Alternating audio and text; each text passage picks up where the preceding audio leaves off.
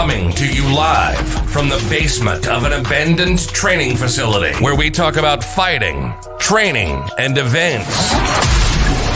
It's the Fight Mixer Show, where you can hear about all the local and world combat sports happenings.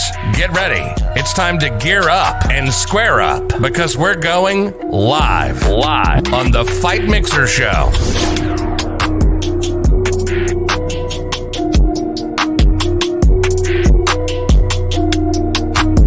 Perfect.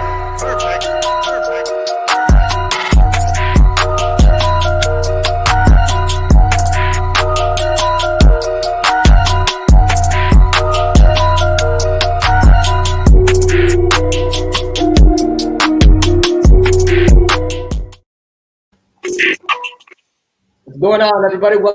What's going on, brother? Not much. A little. You broke up on me a little bit, but I'm assuming you asked me what was going on. All good.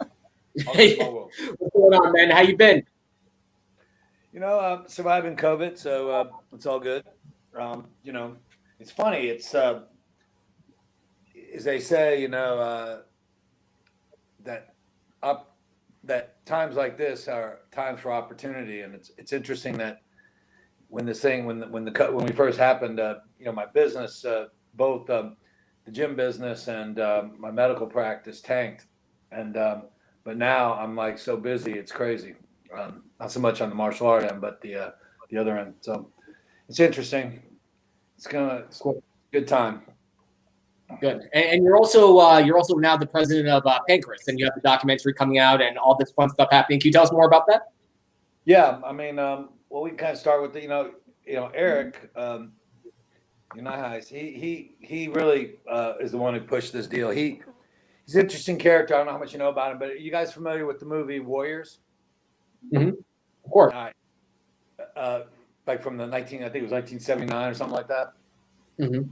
And it's yeah, it's a real cheesy movie. I mean, it's kind of like the Billy Jack of 70s. Everyone loved Billy Jack movies, but let's face it, they were horrible acting and everything. And it's kind of this movie too. It's about a street gang. He gets in trouble with all these other gangs. Anyways, it's a cult classic. He actually organized a reunion. Okay, so the guys from the movie, the premise of the movie, they had to get back to Coney Island, so they had to go through New York, all the boroughs of New York, to get there, and had a bunch of fights and everything. Anyways, he organized. He brought the original cast members, and they did the whole ride, and they literally had like 20,000 people following them. It was really an amazing deal.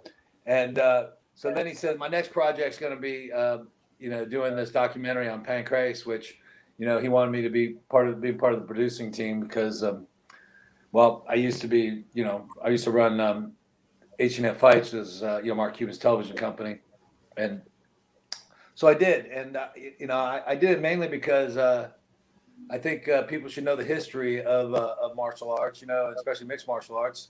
Pancrase predates the UFC, and really, one of the cool things about Pancrase is that one of the reasons that Center for Entertainment Group, who originally owned the UFC, the reason they failed was they were unable to see, that there was going to have to be an evolution. I remember in UFC 3, they flew me out there because they wanted a kickboxer to fight in UFC 4, and I wanted to know what I was getting into. So I went out. They flew me out there, and I was in their meetings, and I remember having a discussion with them. And I was like, guys, you're going to have to invent some kind of rules, something, because in America we love our violence, but we like to disguise it and call them games. And what is football but 11 armored knights against another 11 armored knights, and they crush each other. Believe me, the amount of brain damage those guys do to each other is amazing. And so I remember Meyerowitz being just really scornful. I mean, just like treating me like I'm some kind of idiot.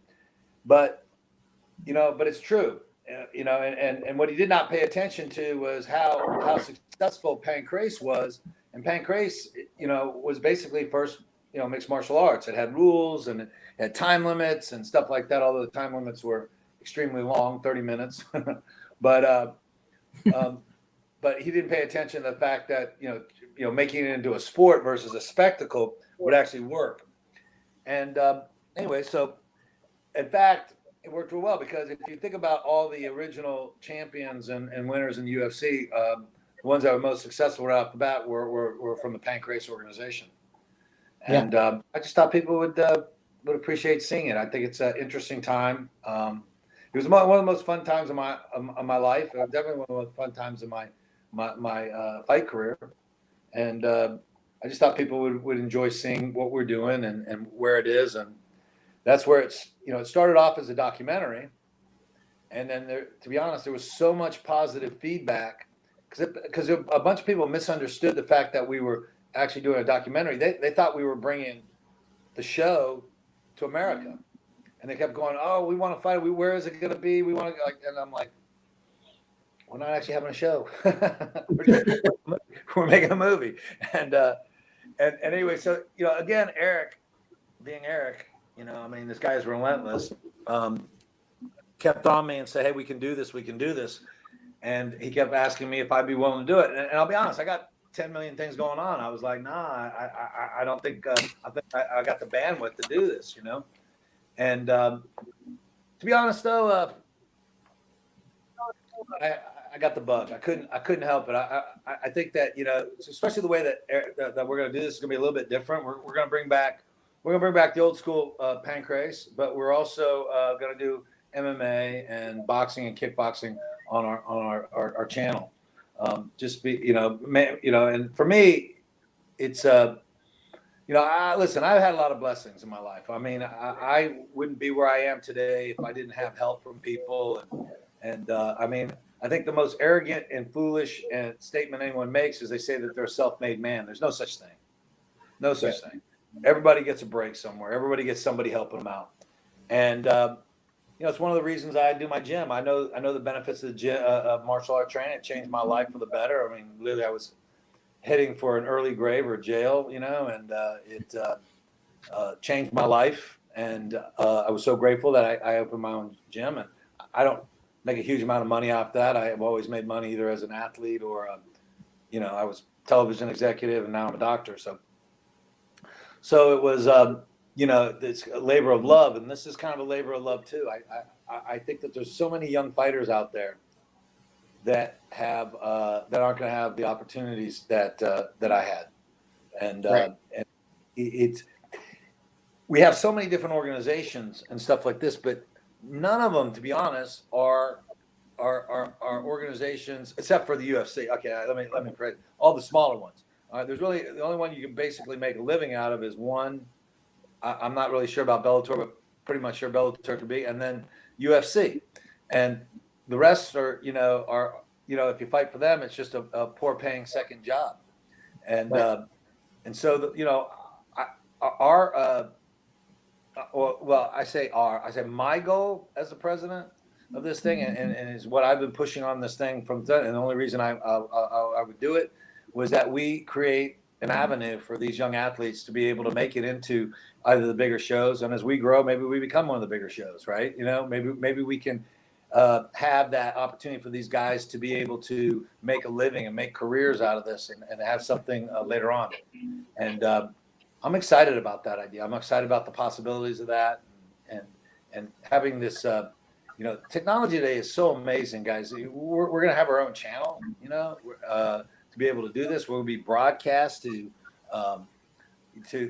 every continent except for the Antarctica. And I'm not sure if the Penguins are fight fans or not, but they're going to miss out. But they will be.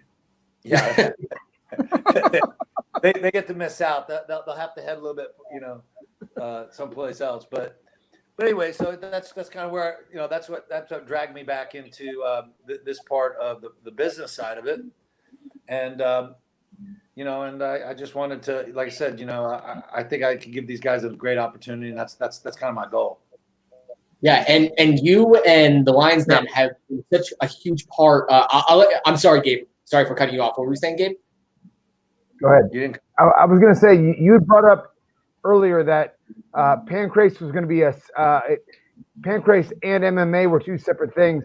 Are you going to go back to the old Pancrase rules where there are rope escapes and that the time limit goes on? You're going to wear the shin guard? or is it going to be like Pancrase is now in Japan? Well, Pancrase in Japan today is lacking what is lacking the what I feel like the substance that the original Pancrase was built on. And so, yeah, we're going to do regular MMA. We're going to do both, actually. Like I said, there's such a resurgence now in pro wrestling, like real pro wrestling, catch wrestling. There's all these catch wrestling competitions going on. Combat wrestling is even recognized by FILA, which is the organization that oversees wrestling. It's one of the wrestling arts, like freestyle, Greco-Roman. They have the sand wrestling, which is the beach wrestling, and then they have combat wrestling. So it's coming back, into popularity from, I don't know, 120 years ago or something. And, so we're going to definitely have some of that. I think the nostalgia on it alone is going to be a lot of fun to do.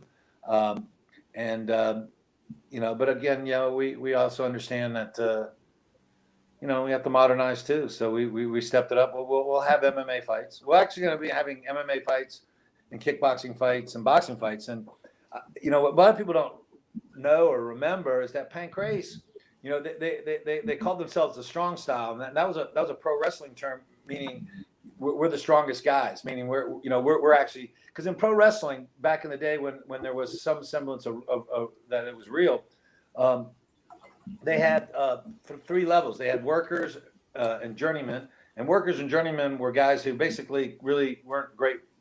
They were good athletes, but they weren't, great wrestlers, and they basically did the fake fights.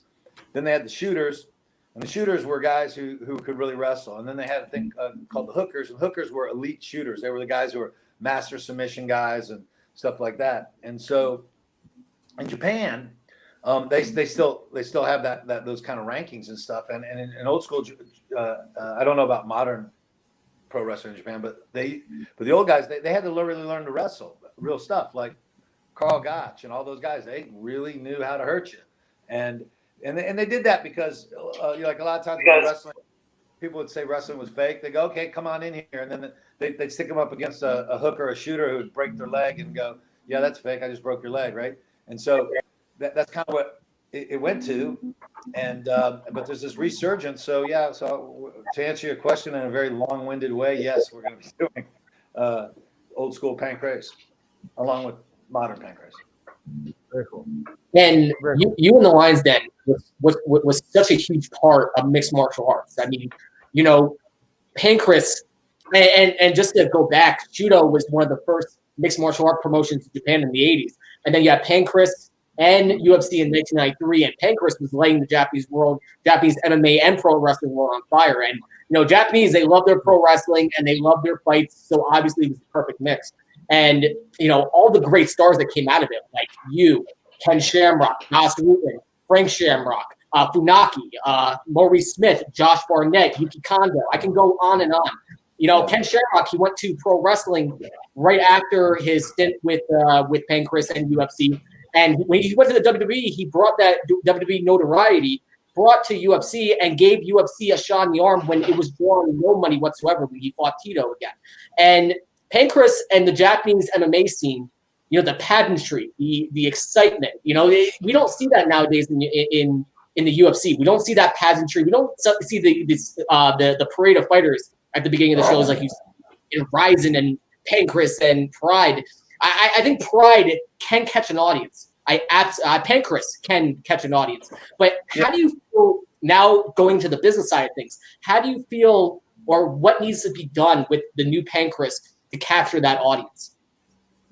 Well, I mean, to be honest, what needs to happen is that our TV producers need to watch old Pancrase shows and reproduce them. I mean, this is not brain surgery. I mean, the pageantry and everything like this. The funny part is that the Japanese audience is generally so quiet that not having it, when we do our first fights, we were in Corona lockdown. So it'll almost be like fighting in Japan anyways, because they don't make any noise anyways. It's almost like fighting your dojo anyways, right? So, but yeah, I mean, that's kind of part of the thing, the whole opening ceremony and the one thing that I've been talking to Mr. Ozaki, he's the president of World Pancrase Create, who we partnered with to be able to do this. He's the original Pancrase thing. He still owns that the overseas thing. So that's who we partnered up with on this deal.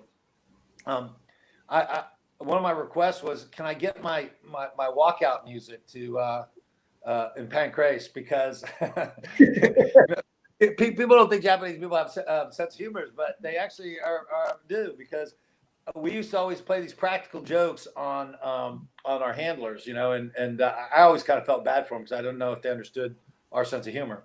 And but when they gave me, they said, hey, did you bring, what did you bring to wear for the fight? And I said, I really didn't bring anything, outside of my normal, training short things like this. I was going to get something here. So I ended up, getting, so they sent me to this tailor, and they made me, the wrestling outfit, right? And I'm looking at myself in this thing, and I'm laughing at myself. I'm like, oh my gosh, man, I look like some kind of, B movie superhero. And I kept making the jokes. I kept running around. I grabbed a towel and I tied it around my neck, and I was running around the thing. And the handlers, so they asked me if I had a request for music. I said, no, I don't care. I'm not a big fan of making a big spell out that. I came there to fight. And they said, okay, well, we'll pick the music out. So what they picked out was this. You remember the 1960s Batman music? Of course. Yeah. No way. Picked that out. But then it busts in this really cool techno after that. But it starts out, da, da, da, da, da, da, da. I'm like cracking up. And I'm sitting in the backstage, and I hear this music, and I start laughing. I'm like, who says Japanese people don't have a sense of humor? And that's great. So I've been trying ever since then to get that music. You know what I mean? It's like, it is really cool. It's a little dated, it's a little like early 90s, but hell, I'm a little early 90s. So that's great. That's fucking awesome. You guys up? Excuse me? Oh no, I was asking Gabe if he had a question. I didn't want to cut him off or anything like that, because I got like a million questions. I'll nerd out. So how exactly is it you guys are able to get away with legally using the brand Pancrase Hybrid Wrestling? Well, because it's to be honest, Mr. Ozaki had control of it, and Pancrase Hybrid Wrestling is not okay. So the organization over there is not Pancrase Hybrid organization. It's not Pancrase Hybrid Wrestling. What it is Pancrase MMA and Smash Wrestling. And so well, what happened was that they let they let all the and Mr. Ozaki did too. They let all the copyrights run out on everything, on the logos, on the belts, on all the whole 9 yards. And so what we did was, when we originally started talking to them, is like, hey, you guys might not be aware of this, and we told them they're not aware, and they didn't do anything. So we were like, so we ended up getting all the copyrights, and we actually offered it to them in a joint business deal, but they have not been cooperative. To be honest, they've been a bunch of fucking assholes, and I can say that in this, right? And they have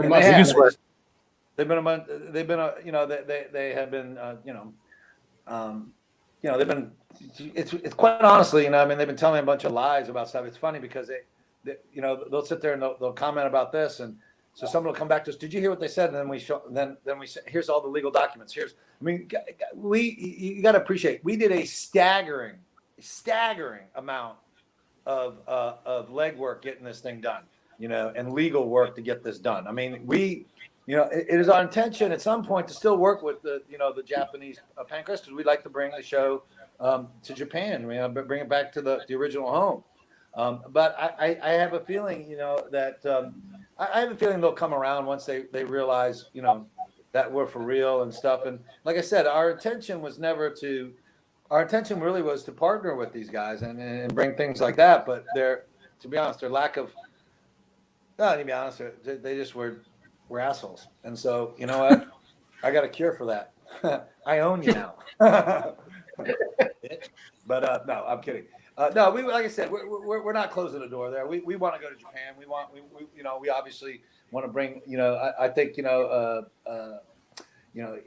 for us to be successful, anyways, it isn't going to Japan to be successful. Even if we had cooperation and we were all, buddies and everyone feels all warm and cuddly together, it needs to be made in America, and just our ability to reach the entire world because we're in America is where it's at. I mean, you think about it. America. Yeah, well, America. I mean, you think about actors and actresses. They come to America. I mean, the foreigners come to America to become stars. The stars they go to. Americans they go to Hollywood to become stars, right? Why? Because it's in America. The entertainment and sports world in America is huge. It's absolutely huge. And so, so in order for us to really be successful, we've got to make it here in America, and then we can spread out to the rest of the world. Well, yeah, we are center stage.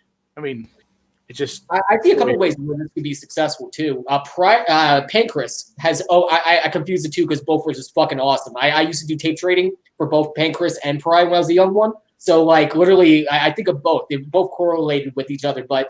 With Pancrase, I see two ways it could be successful. One, Pancrase has always been good with building stars. Pride, Pancrase, Japan, I don't know what it is. I don't know what the secret sauce is, but they've always been good with building stars. That's number one. So like investing, instead of having an oversaturated league like UFC is now in Bellator, building up the stars, building up characters, like getting in depth with the people. Like I think that'll be the number one thing that you guys could absolutely capitalize on, considering Pancrase has always been notable for doing that.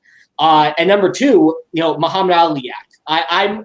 Or something similar to it to protect the fighters. I think if those stars are going to be building your brand, you have to protect the fighters. And what better than a fighter who fought during the hardest generation, the toughest generation, like you? Who better to run the promotion than Guy Mezger? You know what I'm saying? Like two things: protect the fighters, protect your stars, and build said stars. Like what would you say to that, Mr. President? Well, I think you're basically reading a page out of our playbook. Here's the deal, man. I mean, the UFC has finally figured it out. The UFC was more concerned in its old days about pushing their brand and not the athletes. All right, and so when an athlete left the UFC organization, there was very they it was like you're dead to me, right? And that was a mistake. And if anything that you can see from like the Conor McGregors and guys like that is the fact that the personalities and the stars run the show, and that's really where what we want to do. I want to give an avenue to create the next Conor McGregor or Mark Coleman or whatever. I want to be that guy. We want to focus. There's an old saying in the shooting business, aim small, miss small, and that's kind of where we're at. We're gonna start off this thing. We're gonna build up our athletes, give them the opportunity to fight on a regular basis. And that's really one of the things that Pancrase really did for me too. Is the fact is that I was fighting for peanuts back in the day. Before the UFC came along. I'm boxing and kickboxing, mostly through the South, the Southwest and Southeast of the United States. And I had a lot of accolades, a lot of wins and all this stuff, but not a lot of money, and let's face it, money does, pay rent and put food on the table. And those kind of things are a little bit important. And, and so at about 25, I was like, man, I got to think about doing something else. Right. Because, I just wasn't making, enough money, and I was fighting all the time. I mean, hell, I had a fight one time. One week I fought in Oklahoma, in Midwest City on a Wednesday night. They didn't have a boxing commission back then, so it didn't matter. Then the following Saturday, I fought in Texas in a kickboxing. I had a boxing fight in Oklahoma. I had a kickboxing fight in Dallas that Saturday, and the following Friday, I had a kickboxing fight in Mississippi. And I pocketed a total of $1,500 for all three fights. What?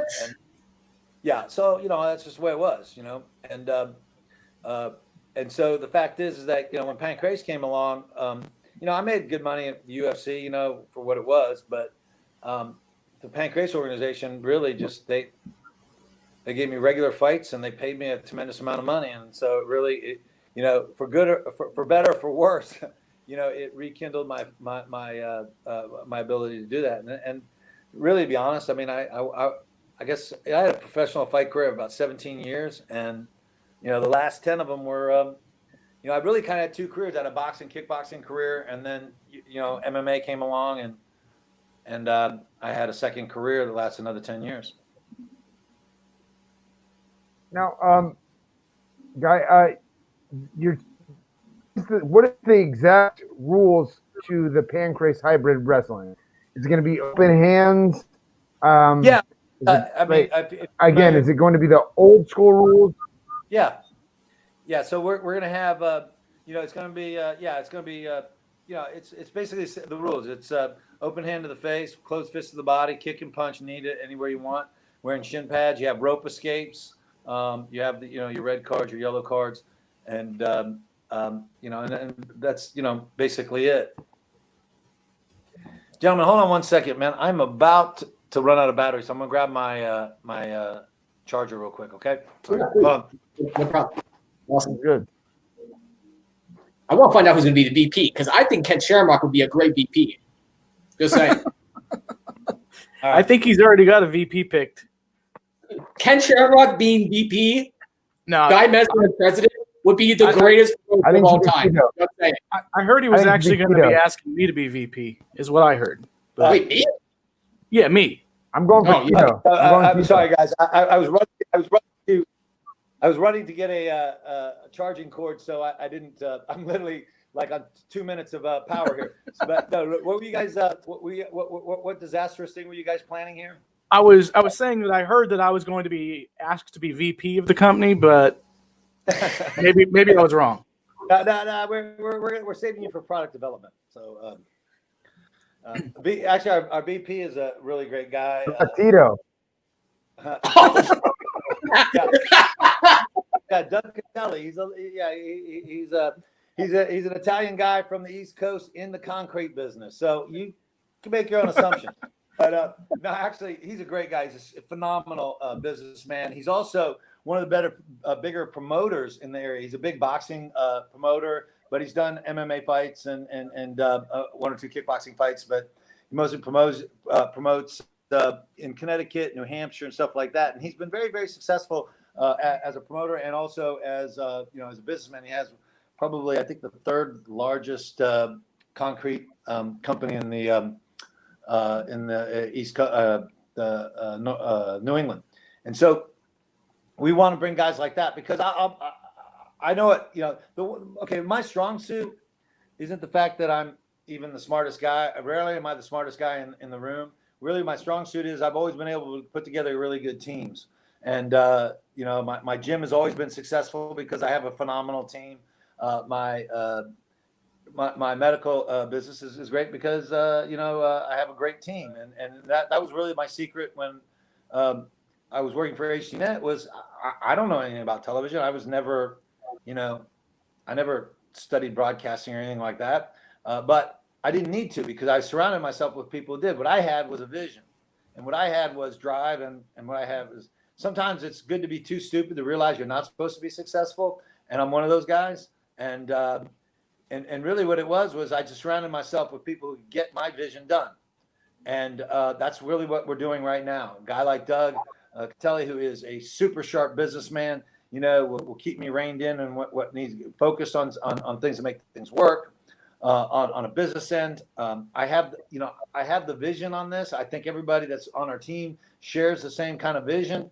And it's just a matter about putting people in place that are going to make this thing successful. And that's what we're doing right now is we're putting together teams of guys that can everything from talent recruiting to we have a phenomenal broadcasting team, and and so that's things like that, and it's just been I'll be honest, it's just been kind of falling in place.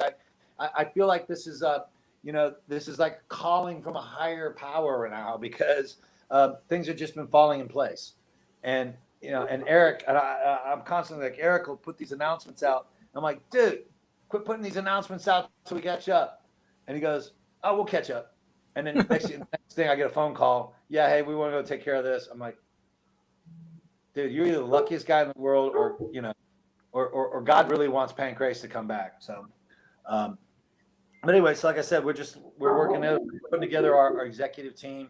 It's not quite done yet, but it's going to be kind of a who's who of businessmen and promoters and combat, former combat.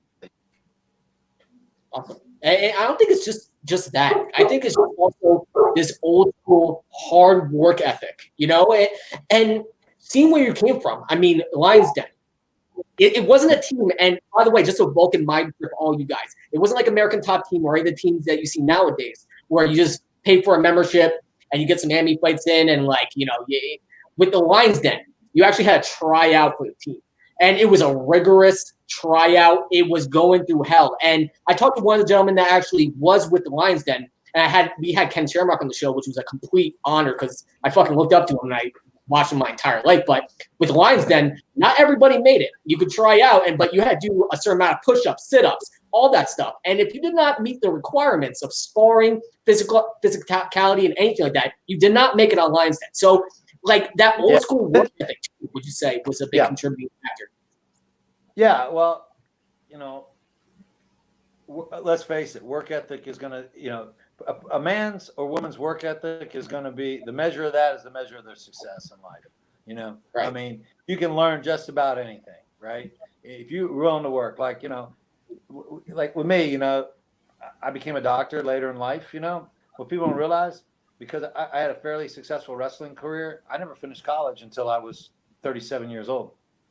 And I didn't get my PhD and stuff like that. I was 41, and so, yeah, you can do whatever you want. You want to, I'm a firm believer, listen, you never let anybody tell you what you're going to do in life. All right. Whenever somebody starts on that bullshit with me when I was a kid, I would just completely shut them out. Right. Because if I listened to those jackasses, I would probably be in prison or dead or something like that. Right. Because these guys, nobody believed, nobody wants to believe in somebody who has kind of crazy dreams, right? And so, my dream at a real young age, I was a professional fighter at 20 years old. I turned pro at 20. Mainly had to do with the fact that I ended up getting kicked out of 2 colleges and in trouble, and I'm like, you know what? I can get paid for fighting instead of going to jail on the weekends like I am. So, I thought, might do something about that. And so, but yeah, you determine you are right about that, though. It is work ethic. It is stuff like that. I'll tell you something. You want to hear something crazy? Even back then, we talk a lot. Everyone talks about things. Most, over 50, 60% of the guys failed the test, couldn't even do the squats that we start off with. You have to do 500 squats, right? They would drop out, they would just flip over, boom, boom, boom, boom, boom, and quit, right? And so, I like the idea of the test. It shows the mettle of somebody, right? Because you'd be a great fighter, and if you don't got, if you don't have any stones, then you're going to get your ass kicked. Because there's plenty of guys that are better fighters than me that I beat. I tell people all the time, my determination, my willingness to outwork guys is what beat most of these guys. Because there's a lot of guys that are better than me. Fanaki's better than me. Of course, he beat me twice, but I beat I won the second one, the third one pretty handily. And and so the fact of the matter is then Fanaki is better than me. I'll be honest. He's a much better. No, I respectfully disagree. I don't. I'm sorry for interrupting. I apologize. I would say his technical side is better than mine, but I'm going to win anyways. And that's and that's really what it comes down to, and that's really what the test is about. The test, you had to do 500 you had to do 500 squats, 500 leg lifts, 500 sit-ups, 200 push-ups. You had to run a mile and a half in 14 minutes. After doing all that, which is pretty tough because your legs are shot, and then you have to do 15 minutes fighting. Yeah, but mine 30 minutes. I remember fighting. I was fighting Vernon, and to be honest, I sandbagged a little bit. Like they were asking me, I said, because really what it was, when I went to train with them, I went and trained with them. I flew in there on a Sunday. That Saturday, the day before, I had just defended my United States kickboxing championship, And, you know, and so I was telling, I'm a kickboxer, and I was starting to tell him about my other stuff, but then I realized I might well keep my mouth shut, right? Because I was also, AAU All-American wrestler. I was on the junior national team. I was a college wrestler, I was number one. I was world contact, number one rated kickboxer in the world, and a national level judo player. And so I kept my mouth shut, and then and then it came to the fighting. I surprised them because of my ability to wrestle, and to be honest, I was, at that time I was probably the second best wrestler to Ken, and and so we're sitting there fighting, and Ken says you got to go 15 minutes, and you tap out and all this, and I'm acting okay, and and I'm putting a pretty good beating on Vernon, to be honest. I mean, I'm not beating, I was controlling him. And so the whole time I look up, and there was a clock in the back, right? And I saw, I was first went in there, and I was all right, so I'll keep track of time. And it was 20 minutes. And I'm like, we've gone 20 minutes. It's 5 minutes over what he told me we're going to do. Do I tell him this? Do I tell him that we're done? And I was like, going, fight for an hour. I'm like going, is he doing this intentionally? Do I need to let him know that the 15 minutes is done? Because, I mean, I don't know how many times you guys have done 500 squats in a row, 500 leg lifts, or 500 sit-ups, and do some fighting, some sparring. If you got exactly how exhausting that makes you feel, especially your leg, but it's exhausting. Anyway, so I ended up fighting for like 25 minutes on my test, and but it was a good thing because I think it for me. I did an old school black belt test, so that was nothing for me. I mean, outside of just the physical part, the mental part wasn't. But this is a really good test for a lot of mental stuff. You know what I mean? If you get a guy who quits on 500 squats, well, he ain't gonna have the mustard to make it in the ring. So you're doing him a favor by blocking him out, because he's just gonna get brain damage. Right. Yeah, guys. I try not to interrupt Gabe or anything. I definitely agree with that. I agree with that. I think one of the important parts of fighting is fortitude. The ability to get through it, and you're going to have times that suck, and you're going to have times you're tired, but you have to fight through that. And I think that screening process, especially that time, was really important. Yeah, I mean, you're right. You're kind of cutting it out of me, so hopefully I didn't interrupt you. But I just wanted to agree with you on that because you're right, and it was even more important back then because we did not know what to expect, right? I mean, there were no rules. I mean, the very first UFC, the rules were no eye gouging and no hitting to the groin, right? That was it. And so after the first UFC, they called out all the pretend martial artists, the Dillmans and the Segals and all those clowns like that. And and their answer to it was, well, this is not really no holds barred. I mean, you can't eye gouge and you can't hit in the groin. And I'm like laughing. I go, if your martial arts entirely consists of poking people in the eye and kicking them in the nuts, it's a pretty weak martial art anyway. So you're probably going to have problems in the fight, And so what the UFC did is UFC 2, they took all the rules out. Yeah. No rules. They're like, fuck it. Yeah, and I remember agreeing to doing this. And it was like, when I originally fought in the UFC, it was like I was telling you guys, I was on my way out of the fight business. And I figured, you know what, I'm going to fight in this thing. This crazy tournament, they're going to close it down eventually, and I knew I could win it because I had a lot of skills.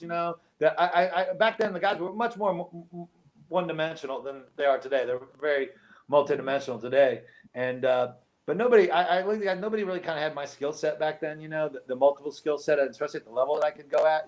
There's only maybe one or two other guys, and so I was real confident I was going to do well, and I figured, you know what, I'm going to fight in this thing. They're going to close it down. I get to brag that I fought in this no rules tournament, and blah blah blah. And little did I know that was going to lead to a whole new, resurgence in my career. And but it was scary when I originally agreed to it. I literally did not sleep more than a couple hours at a time, man. I was really worried about it. and it just shows you how delusional some people are. Because but by the time I stepped into the UFC, I had like 55 or 60, I think 55 professional boxing and kickboxing and full contact karate fights, something like that. Yeah, I think it was like 55, 60 of them going, back. That was in 1994, right? So I had all this experience. Plus, to be honest, I had tons of wrestling experience and judo experience and sambo experience and and just other combat sports, and I had, when you think about it, I had hundreds of, thousands of competitions, and I'm nervous. So I remember, I remember, they were doing the, interviews, and they were getting the guys to talk tough, and I don't know if you guys remember most of the, most of the tough talking in the UFC was like, I can't wait to get to the UFC to prove myself, or I can't wait to do this to show what a badass I am, and all this. And then they asked me, and they were like, so what do you think about this? And I'm like, I don't know about you, but I said, am I the only one who hadn't slept good since I agreed to do this? Because I haven't put 3 hours of sleep together since I agreed to do this. I'm a little nervous, Right. And, it was kind of funny because the people at the UFC thought I was too nice to fight, because they literally, after the interview, they came up and they go, Guy, listen, you don't have to actually fight. No one's forcing you to do this. You don't have to. I started laughing. I said, listen, man, this nice guy act stops the moment I step in the ring. Don't worry about me. And but I was still nervous. Believe me, it was a nerve-wracking situation. And the fights, my fights in the UFC back then weren't that tough. It was just the whole idea of I'm stepping in there like that, and it's going to happen, right? And it's just the anticipation that sucked, because I know me, I wouldn't quit. I mean, I know I'd get hurt. The reason, like I've been submitted 3 times in 60-something fights in UFC and in MMA, and 2 by Funaki, 1 by Boss, and I got broken both times. I didn't tap, and I got my leg broken. Funaki broke my leg. Boss tore my medial and lateral plateau, and Funaki broke my arm. And so, so I knew that's my mentality. So I'm in there like this, and all I could think of is, man, I know I won't quit. And if one of these guys gets me down and starts pounding my skull, I'm going to be the first guy to die on TV here, because I'm not going to tap out. And so I was a little nervous. Yeah. So awesome. And your entire career is a human highlight reel. Before we let you go, like some of the best fights I've ever watched was you with Funaki, your children with Funaki, you in the UFC when you beat Tito. Your fights in Pride, every single one was legendary. I mean, it was incredible. Your entire career is a human highlight reel, but now you're on to bigger, better things. Being a president of Pancrase, bringing it back, educating you fans of the sport. Hopefully I can, put it in my application for a broadcasting job, because I'd love to be a part of it. But where can we find you? Like where can we work? How are your play skills? I actually do play-by-play with ECF on Fight Plan TV. Well, you know what? We are in the looking for a play-by-play guy, so you might want to call Eric. And, please. Here you go. Yeah. Hey, don't take my man. That's freaking awesome. Well, you said that in a way that just made me slightly nervous. Trust me, I'm not going to date him. I'll give him back. All right. I'm cute and all, but I don't like beards. And no, seriously. I mean, we would love to. If it's something that would interest you, we'd love to be able to talk to you about it. And I'm not kidding. I mean, we do need a play-by-play, and we have a lot of really great color guys. I mean, you're going to be, if you got chosen to do it, listen, you're going to get the opportunity to be across from, some of the best color guys out there, Boss and of course me and Chris Liddell and a lot of guys. So it's like I said, we're excited about this opportunity. We're excited about you. Listen, guys, we're really excited about y'all's support and helping us get this thing going. I think to be involved in the way you guys are, you're true fans and I mean, fans. I would consider y'all zealots, and that's that's what kept. To be honest, it's the zealots that kept the UFC alive in its darker days, And it's the zealots that kept the memories of Pancrase going, because it's a shadow of what it used to be, and it shouldn't be. It should be one of the leading MMA organizations out there, and that's what our intention is, to bring back that glory. Absolutely. And you're a legend in the sport. We'll be talking after, because I'd be a part of it. But thank you so much for coming on. Once again, it's a pleasure talking to you. It's an honor talking to you. And I can't wait to see what you bring to the table with Pancrase and how you build up this legendary part of MMA history. So I really do appreciate it, Guy. My pleasure, guys. Thanks. I really appreciate it. You guys, you made this an easy interview. I don't always do great interviews. This was an easy one. I appreciate it. No problem. Whenever you have an announcement or anything, give us a shout. You have my number. Yes, sir. Beautiful. I appreciate it, guys. Guys, you guys have a blessed day or blessed night, and make a good rest of the week and weekend. You too. Sounds good. Thank you, Guy. Fucking awesome. That was great. I love talking to the old school guys. Right. Like, Good interview. absolutely. Gabe, how you doing, man? I didn't see you Gotta take last off, week. gentlemen. I'm well. Yeah, no, I'm well. Just taking care of some family stuff. Everything's good. Very good. I actually, as a matter of fact, I got to take off now. It's always good to talk to Guy. I'm a little disappointed we didn't get to ask about. I had a couple of questions that I expected a Guy would be able to answer, but About Tito? I guess that's for another. Of course. About Tito.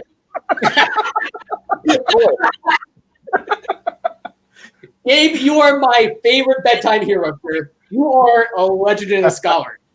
Just saying. Oh, well, shit. gentlemen, I'm off for the evening. I hope everyone enjoys the evening, and I leave it in your more than capable hands. All right. Thanks, Gabe. You're the man, Gabe. Smile ear to ear. Holy shit. Now we're down to That's for Pride. Pancrase, I keep confusing the two because I love them both. But, imagine if I could get a deal doing broadcasting with Pancrase.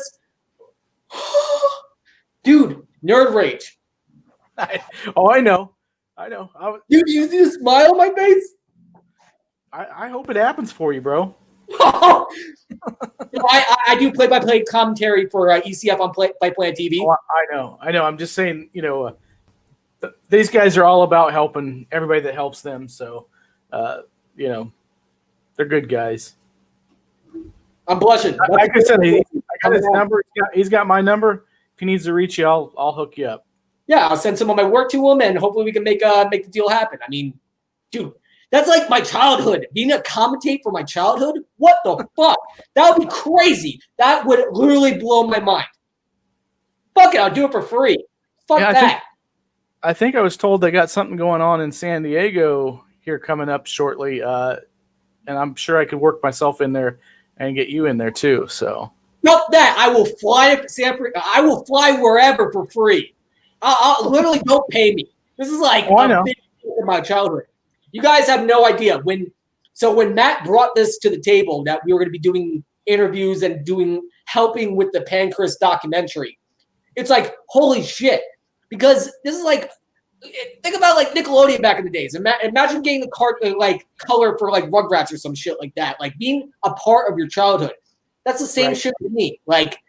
Pancrase was such a big part. My education on mixed martial arts and how much I love mixed martial arts. Pancrase was huge in that. And it made me all the superheroes of the sport, like Guy Mezger, Ken Shamrock, Bass Rutten, who I got to meet twice and talk to on the podcast. All these legendary guys, what more could I say? I'm blushing like a 12-year-old schoolgirl right now just talking about it, But it's a big deal for me. It's a huge deal for me. I'm nerd raging right now. This is me. I'm just glad we can't see below the belt right now. Right. Oh yeah. It went to 6 to midnight right away. When they announced that Pancrase was coming back, 6 to midnight. Not even kidding. Not even joking. Yeah. Right, Matt, what do we got going on for next week? My homie? I don't know. I don't think we have anybody actually lined up. I got some BKFC guys I've been talking to, and Victor Rodriguez is